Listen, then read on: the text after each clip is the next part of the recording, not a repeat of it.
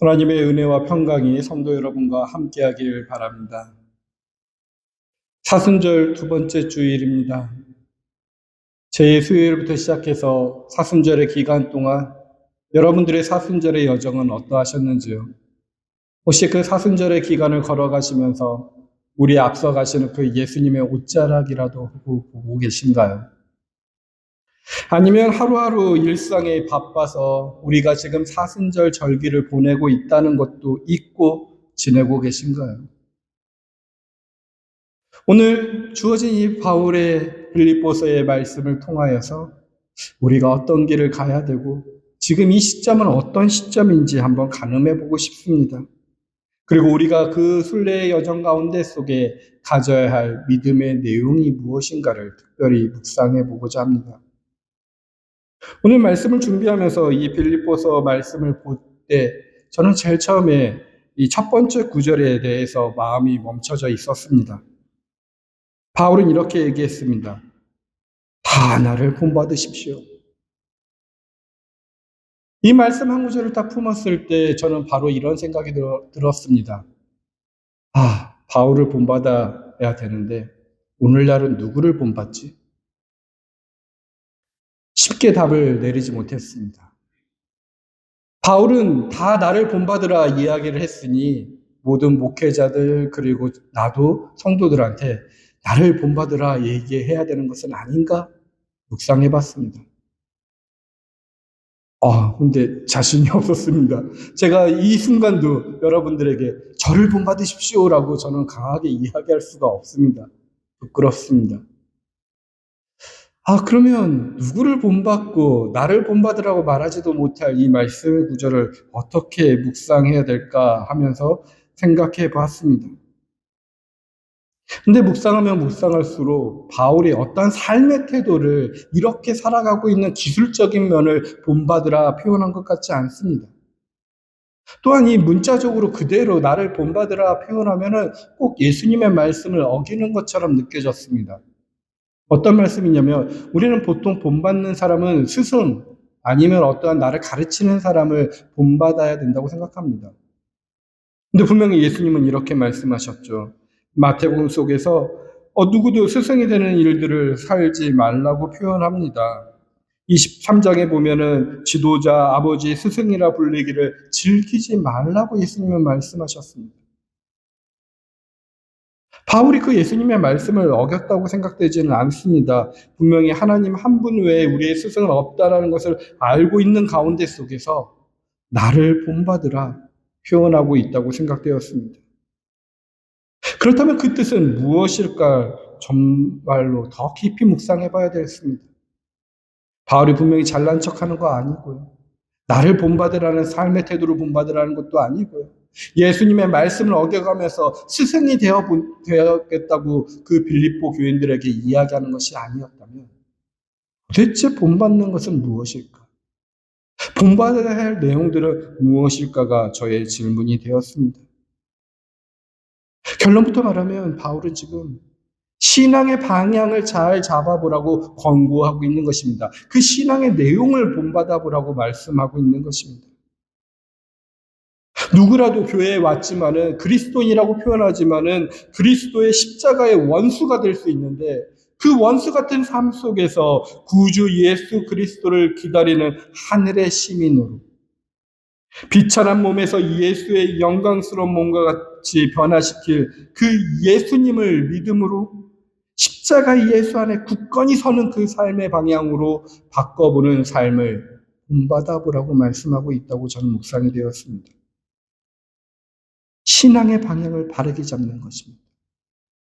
신앙의 내용 속에 우리가 확실하게 붙잡아야 될 내용이 있는 것입니다.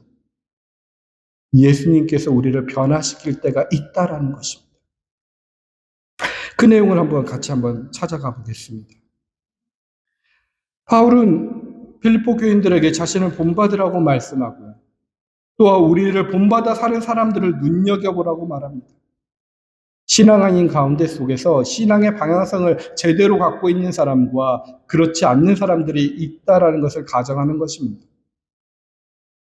정말로 예수님의 다시 오심을 기다리는 사람과 변화될 가능성이 있다는 사람과 그런 가능성을 아예 무시하고 세상적인 가치관으로 살아가는 그리스도인이 있다라는 것입니다. 이 두 지점을 잘 비교하면서 우리의 삶을 묵상해 봐야 됩니다. 왜냐하면 18절에 바울은 이렇게 표현합니다. 나를 본받으라고 당당히 이야기했던 사람이 눈물을 흘리며 말합니다. 내가 여러 번 너희에게 말하였거니와 이제도 눈물을 흘리며 말하노니 여러 사람이 그리스도의 십자가의 원수로 행하느니라. 그리스도의 십자가의 원수로 행한다라는 사람들이 교회 밖에 있는 사람들이 아닙니다. 필리포 교회를 다니고 있는 사람들을 표현하는 것입니다. 바울은 이 3장 앞쪽에서는 개들을 삼가할 정도로 그들의 삶의 모습을 참 안타깝게 생각했습니다. 눈물을 흘리면서 표현한다는 것입니다. 근데 이 바울의 입장 속에서만 보기 때문에 그들이 어떻게 십자가의 원수로 행하고 있는지 잘 모르겠습니다. 그들의 목소리는 들을 수 없습니다. 근데 유추해 보건대 그들은 지금 바울의 가르침이 잘못됐다고 표현하고 있다는 것 같습니다. 교회 속에서 신앙생활을 하고 있는데 무엇인가 방향성과 믿는 내용이 약간의 차이가 있는 것 같습니다. 그 지점을 우리는 한번 품고 묵상해 봐야 됩니다. 그들은 바울의 가르침이 잘못됐다고 했습니다. 우리는 그냥 바울의 가르침이 당연하다고 생각하는데 당시 그 상황 속에서 그러지 않았습니다. 왜냐하면 바울은 주류가 아니었습니다. 비주류였습니다. 예루살렘에서 예수의 그 말씀을 직접 들었던 제자들의 세력이 베드로나 요한이나 야고보 같은 사람들이 더욱더 주류였습니다. 그 예루살렘의 지도자들도 바울을 탐탁지 않게 생각했습니다. 그러다 보니 바울의 이야기가 사람들에게는 어떤 권위적인 이야기, 전문가의 이야기처럼 안 들렸나 봅니다. 그러니 눈물을 흘리며 호소할 수밖에 없는 것 같습니다. 바울이 이야기했던 내용들은 이 빌립보서의 편지와 다른 편지의 내용들을 살펴보면 가장 큰 사실적인 내용은 할례에 대한 문제였습니다. 할례를 받아야 된다는 그 유대인 그리스도인들이 이방인들까지 교회에 구원받았다면, 교회에 들어온다면, 믿는다면 지금 늦은 나이라도 할례를 받아야 된다는 것을 강조했습니다. 근데 그들의 신앙의 삶의 모습들이 바울의 보기에는 안타까운 것입니다. 지금 그 지점 속에서 그들은 예수의 십자가와 부활을 믿는다고 말하고 있지만 실제 신앙생활 속에서는 십자가와 부활을 역행하는 모습으로 살아가는 것입니다. 즉 복음의 상반되기에 바울은 본문에서 그들을 거칠게 십자가의 예수의 원수된 자라 표현한 것입니다. 근데 생각해 보면 그들이 정말로 그렇게 위태롭게 만들었을까요? 실제로 십자가의 원수들이었을까요? 그런 이들을 단칼에 제거해야만 됐을까요? 어차피 나도 그렇고 그 사람도 그렇고 우린 신앙 안에 속에서 대동소이 다 실수하는 자들인데 그런 작은 차이는 좀 덮고 큰 틀 안에서 일치하니까 우리 한 교회 한 사람이니까 관용을 베풀어서 형제자매된 그리스도인이라 표현해주고 격려해주고 품어주는 게 더 바람직한 것이 아닐까요? 생각해 보십시오. 제가 이 자리 속에서 누군가를 식당에서 조그만 차이가 있다고 이 십자가의 원수된 자야. 그 말을 들은 성도는 어떻게 될까요? 함께 할 수 없을 겁니다. 개 같은 자여 하면 더욱더 함께 할 수 없을 것입니다.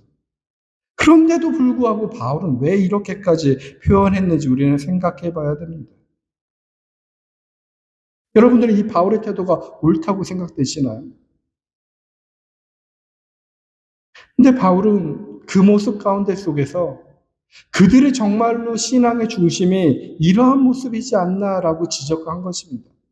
오늘 그 바울의 지적에 우리는 얼마큼 닮아가 있는지 한번 우리의 삶을 비춰보고 반성해 봐야 됩니다. 19절에서 이러한 심정으로 이 바울은 이야기합니다. 그들의 마지막은 멸망입니다. 그들의 배를 자기네의 하나님으로 삼고 자기네의 수치를 영광으로 삼고 땅의 것만을 생각합니다. 라고 표현합니다. 바울이 볼 때 할레파의 끝은 마지막은 멸망이라고 생각한 것입니다.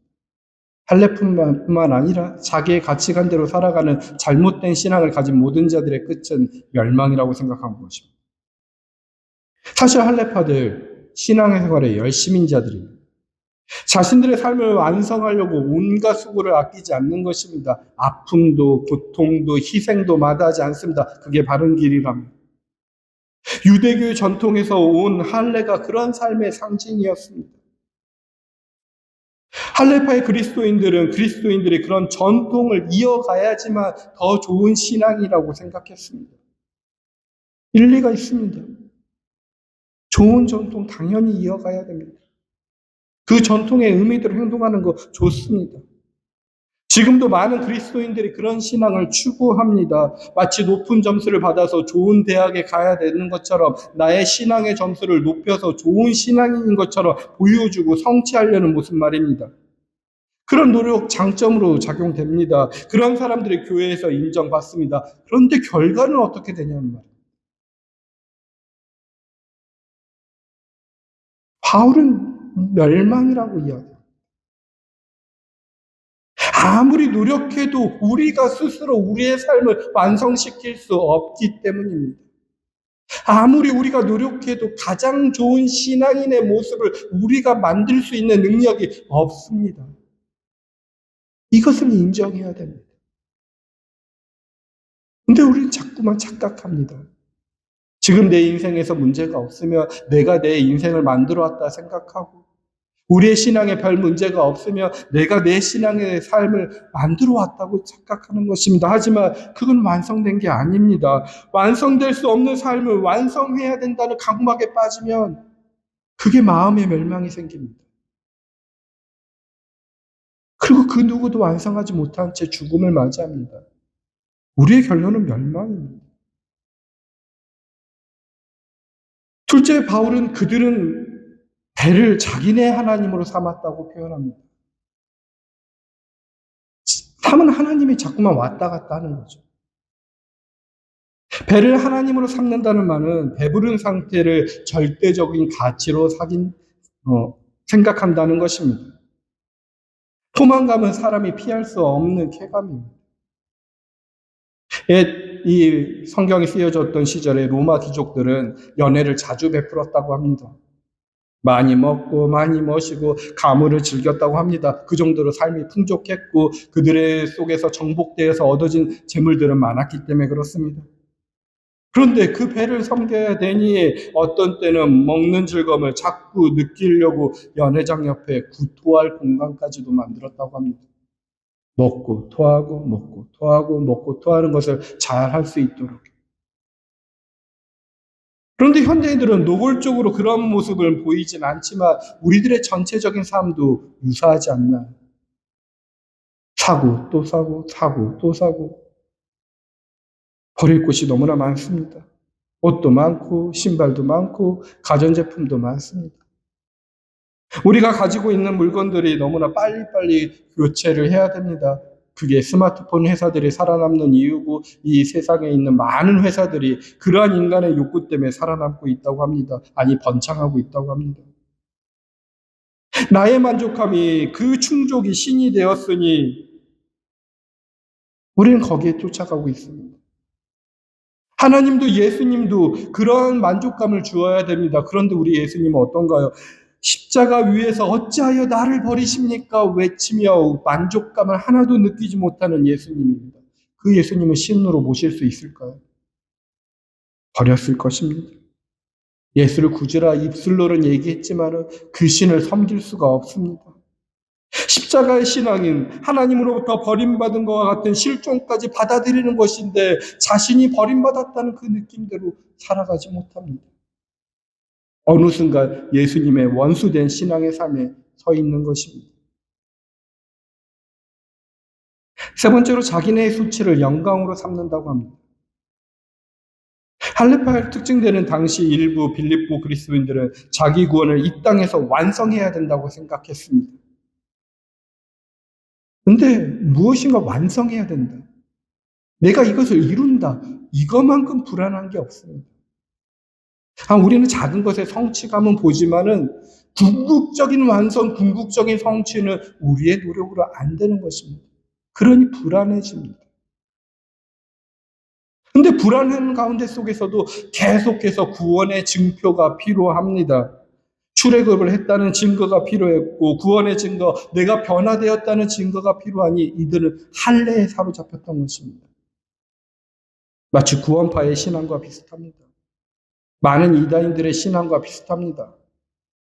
무엇인가 내가 구원받았다는 증거가 내가 있다라고 하는 것입니다. 내가 구원받은 날과 시간은 이것입니다. 이야기하는 것이 내가 구원받았음에 대한 억지로의 환상, 약속, 이런 허상을 붙잡고 있는 것일 수 있습니다. 그러나 바울이 볼 때 이 할례를 붙잡고 있는데 자기 몸에 상처 내고 피 흘리는 게 부끄러운 것일 수도 있습니다. 외국의 입장 속에서는 수치스러운 일을 삼을 수 있습니다. 그런데도 그것을 절대적인 기준으로 삼아서 다른 사람을 비난하고 자신들은 영광스러운 백성이고 다른 이들을 배척하고 받아들이지 못하니 이가 어찌 된 일이냐 바울은 안타까웠던 것입니다. 그들에게는 십자가의 신앙마저도 상대화돼 버렸습니다. 자기만이 절대화입니다. 안타깝습니다. 그런데 그것들은 바울은 네 번째로 그들은 땅의 것만 생각한다고 합니다. 앞에서 이야기했던 세 가지 모두를 포함한 내용입니다. 바울이 볼 때 거짓 교사들은 빌립보 교인들을 땅의 일에만 매달리게 한다는 것입니다. 물론 나쁜 의도를 가지고 한 것이 아닙니다. 교회를 잘 되기 위해서, 신앙생활을 잘 되게 하기 위해서, 신앙생활 가운데 속에서 무엇인가 동기부여를 하기 위해서, 무언가 열심히 내게 하기 위해서 하는데 땅의 것만 생각한다는 것입니다. 의도와 동기는 좋습니다. 그런데 그들이 알고 있는 하나님의 뜻을 가장 바르게 알고 따랐고 살았던 이들은 유대인들인데 그 유대인들이 많은 규범들을 갖고 있었는데 그런 규범이야말로 바로 이 땅에서 성취할 수 있는 최선의 길이라 착각했다라는 것입니다. 그러니 바울에게는 그것들이 아무리 선해도 땅의 일, 인간의 일이라는 것입니다. 지금 여러분들 교회에서 누군가 본받을 사람 아까 생각해 봤으면 누군가를 한번 그려보십시오. 가장 모범적인 그리스도인을 한번 떠올려 보십시오. 그들은 교회에서 인정받습니다. 그래서 권사도 되고 장로가 됩니다. 근데 그들 스스로 교회에서 인정받았음으로써 자기의 인생이 완성되었다고 착각들을 합니다. 그 착각에 빠진 사람들을 생각해 보십시오. 물론 좋은 사람도 있습니다. 그런 사람들을 세웠기 때문에 한인 이민교회는 성장하고 많은 활동들을 합니다. 한국교회도 성장하게 된 원인이 좋은 직분자를 세웠습니다. 근데 문제는 그것만을 신앙의 기준으로 삼는 사람들입니다. 장로가 되었다, 권사가 되었다, 직분을 얻었다는 순간. 자기가 살아있는 동안에 얻을 수 있는 업적에 매달리는 순간입니다. 그 업적이 영혼의 안식을 줄까요? 그런 사람들이 모범적인 그리스도인으로 살아갈까요? 그저 땅의 일에만 사로잡혀 있는 사람이라고 생각할 수 있다는 것입니다. 그게 초대교회에서부터 지금까지 교회까지 오늘 우리들까지 계속해서 이어져 있고 바울은 말씀을 계속 그 모습을 보며 눈물을 흘리고 있는 것입니다. 그러니 바울에게 문제의 핵심은 삶의 완성이 우리가 할 수 있는 일이냐 아니면 하나님이 주신 선물이냐에 달려 있다는 것입니다. 할 수 있는 일인지 하나님이 주신 선물인지 이거에 대한 고민이 필요합니다. 이런 차이를 어떤 분들은 실감하지 못하겠으나 실제로 엄청나게 다른 것입니다. 이게 어떻게 다른지 설명하는 것이 바울이 후반부에 이야기하는 내용들입니다. 바울은 20절, 21절에 자기 생각을 좀 시적으로, 은유적으로 표현했습니다. 20절 먼저 한번 보겠습니다. 그러나 우리의 시민권은 하늘에 있습니다. 그것으로부터 우리는 구주로 오실 예수 그리스도를 기다리고 있습니다. 표현합니다. 바울은 지금 땅의 일과 비교되는 하늘을 표현합니다. 물리적인 하늘을 표현할 게 아니라 은유적인 하늘을 표현하는 것입니다. 루터는 우리의 고향이 하늘에 있다고 표현하는데 그 하늘을 표현하는 것입니다.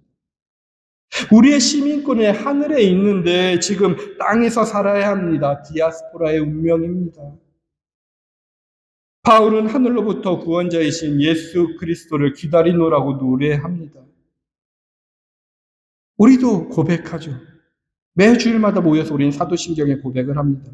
거기로부터 살아있는 자와 죽은 자를 심판하러 오십니다. 라는 이 고백이 바로 바울이 지금 말하고 있는 노래입니다. 예수 그리스도가 오는 종말에 우리는 참된 생명을 얻을 것이라는 것입니다. 그때 우리의 생명이 완성된다고 우리의 신앙의 고백을 하고 있습니다. 이것을 정말로 믿고 계십니까? 주님이 오실 때 완성이 되는 것입니다. 그 이전까지 우리는 디아스포라로서 이 세상의 질서와 한계 안에서 옹색하게 살아야 하는 것입니다. 그게 십자가의 신앙입니다. 그런데 바울이 거짓 교사라고 부르는 그들은, 십자가의 원수된 그들은 지금 여기서 이미 완전해질 수 있다고 말하는 것입니다. 종말에 관해서 되어야만 가능한 생명을 여기서 얻을 수 있다는 가르침에 따르면 19절에 말하듯이 결국에는 파멸에 이르거나 거짓 자기만족에 이르는 것입니다.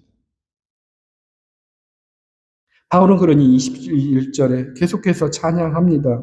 노래 부르듯이 표현합니다. 21절 말씀 보십시오.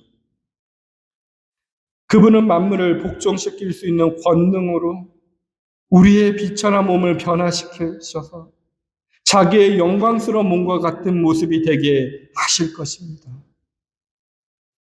미래의 가능성입니다.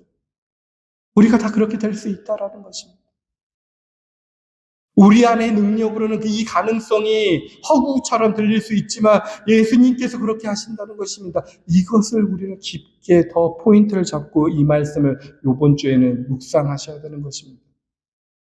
바울이 나를 본받으라 했던 말씀 속에서 가장 중요하게 표현하고 싶었던 것은 예수님께서 우리를 비천한 몸을 영광스러운 몸으로 변화시킬 수 있다는 것입니다. 그 가능성이 있기 때문에 우리는 비천한 몸대로 살아가는 것이 아니라 영광스러운 몸을 향해서 살아갈 수 있다는 것입니다. 여러분 한번 한 주 동안 이 두 단어를 계속 비교하면서 묵상해 보십시오. 여기서 비천한 몸이라고 표현한 거 그냥 인간의 몸을 부정한 것이 아닙니다. 결국 우리가 이 땅 속에 종속되어 살아갈 수밖에 없는 땅의 조건대로 지배받고 결국 죽어야 할 몸이라는 것을 뜻하는 것입니다. 우리의 실존을 표현한 것입니다. 우리 먹어야만 살고요. 병들면 외롭고요. 먹을 때 조금 더 만족감을, 포만감을 느끼고 싶고요. 그냥 배의 욕구대로 따라 살고 싶은 게 우리들의 모습입니다. 그런데 모든 사람을 사랑하지 못하고요. 내 배를 채울 수 없고요. 그래서 오히려 사람들 관계 속에서 시기하거나 미워하기도 하고요. 온갖 욕망에 빠지기도 합니다. 교만과 자기 자랑을 하늘 높을 줄 모를 때가 너무나 많습니다. 그런 조건을 안고 살아가야 합니다. 이렇게 살다가 늙거나 사고나 병으로 죽게 되는 게 우리의 현실입니다. 누구 보고 우리를 본받으라고 말할 수 없는 삶의 조건대로 살아갑니다. 이런 실존적인 모습의 모든 것을 비천한 몸이라 표현했던 것입니다. 거기에 사로잡혀 있으면 가능성이 하나도 없습니다. 제가 여러분 보고 저를 본받으라고 말 못하는데 무슨 영적으로 여러분들에게 도움을 줄 수 있겠습니까? 희망이 없는데요. 그런데도 저는 말씀을 드릴 수 있습니다. 주님께서 우리를 변화시킨다는 것입니다.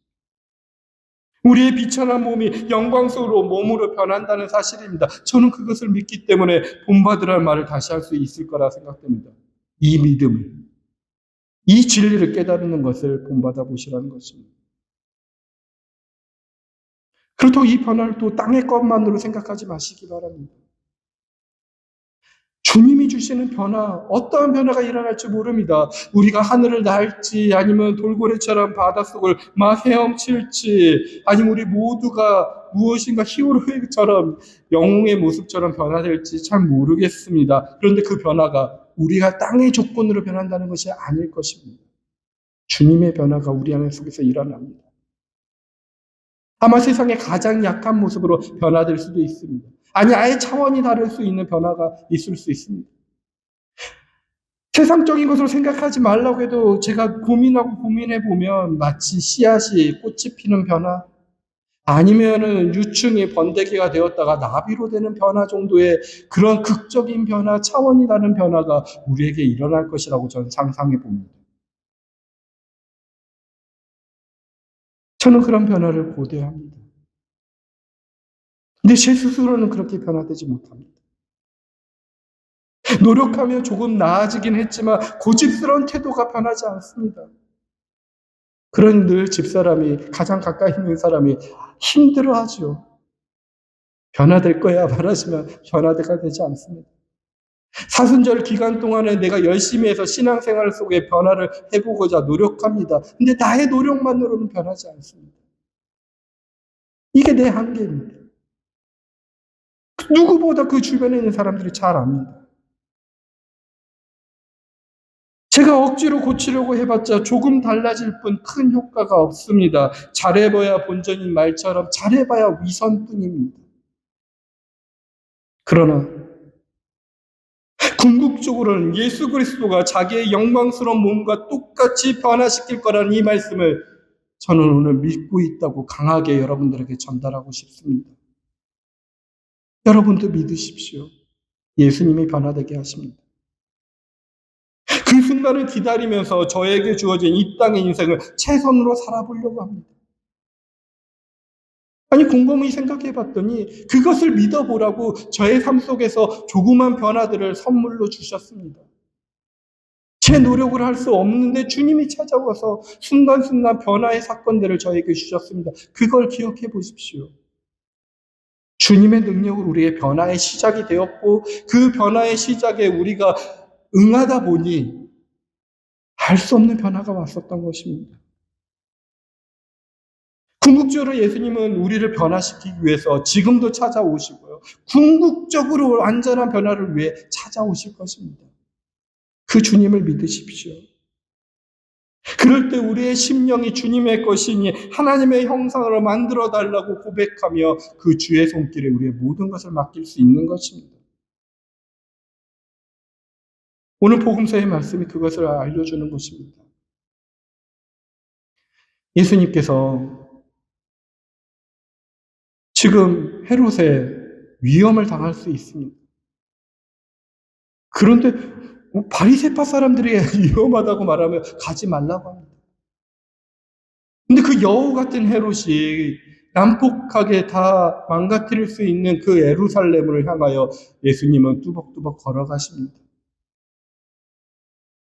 암탉 같은 삶으로 그냥 우리를 품어주려고, 여우를 이길 수 있는 삶으로 변화된 게 아니라 죽을 수 있는 그 모습 그대로 들어가십니다.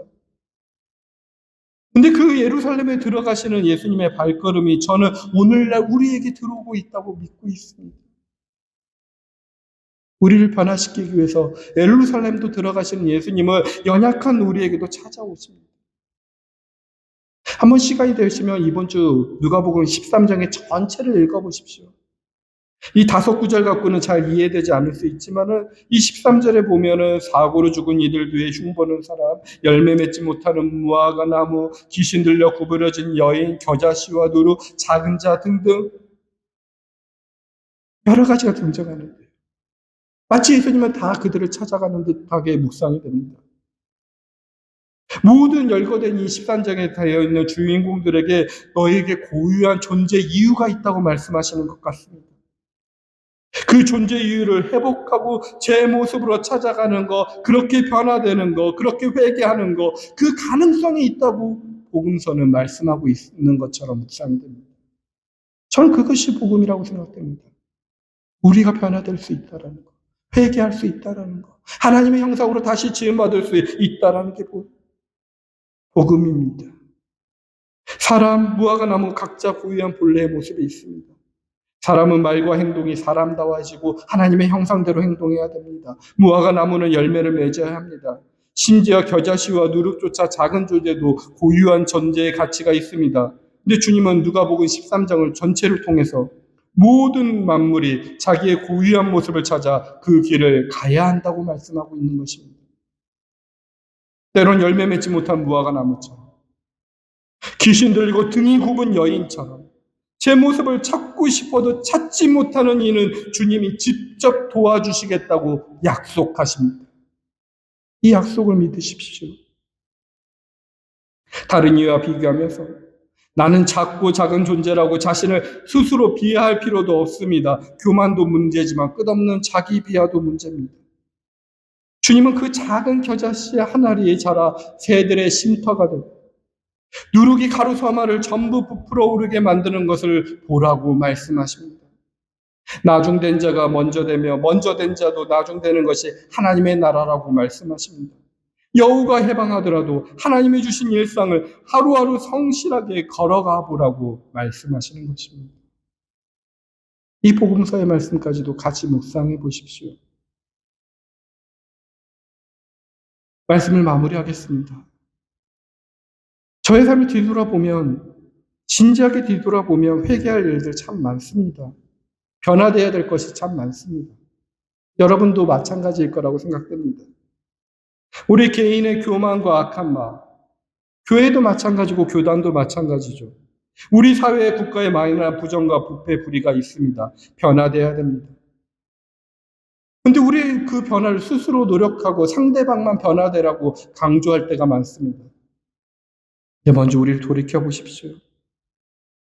주님은 우리를 부르셨습니다. 우리를 품어주시고 용서하시며 생명을 주시며 회복시키기 위해 우리를 예배의 자리로 불렀습니다. 이 예배의 자리 끝 가운데 속에 우리가 참되게 하나님의 형상을 회복하여 변화될 수 있다고 저희에게 약속해 주십니다. 말씀해 주십니다. 그 믿음을 가져보라고, 그 주님 안에 굳게 서보라고 주님은 말씀하십니다. 우리에게 변화의 가능성이 있습니다. 주님이 해주신답니다. 주님이 힘을 주신다는 것입니다. 바울은 그 진리를 믿는 신앙을 본받아 보라고 하는 것입니다. 변화될 것이라는 그 신앙, 고유한 모습으로 회복되어 미래의 자리에 약속을 믿는 신앙을 본받으라고 이야기하는 것입니다. 이 땅의 삶의 모습이 아닙니다. 그래서 저는 궁극적으로 예수 그리스도가 자기의 영광스러운 몸과 똑같이 저를 변화시킬 거라고 믿습니다. 그 순간을 기다리며 저에게 주어진 이 땅의 인생을 최선으로 살아보고자 합니다.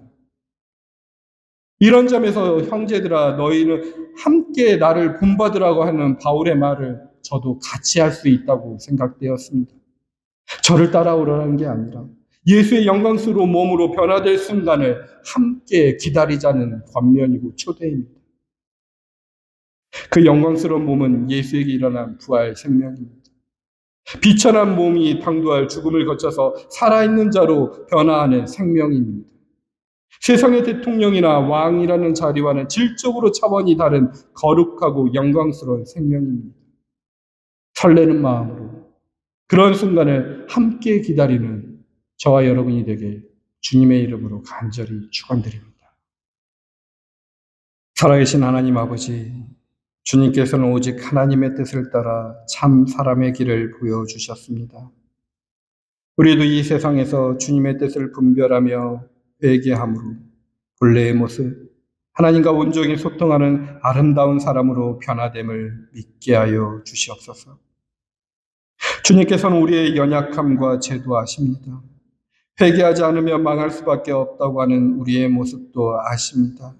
주님, 연약한 우리에게 변화할 수 있는 힘과 능력을 허락하실 주님의 약속을 믿습니다. 주님, 그 주님의 진리를 깨닫게 하셔서 주님의 은혜로 새롭게 되는 삶을 살 수 있도록 인도하여 주시옵소서. 예수님의 이름으로 기도합니다. 아멘.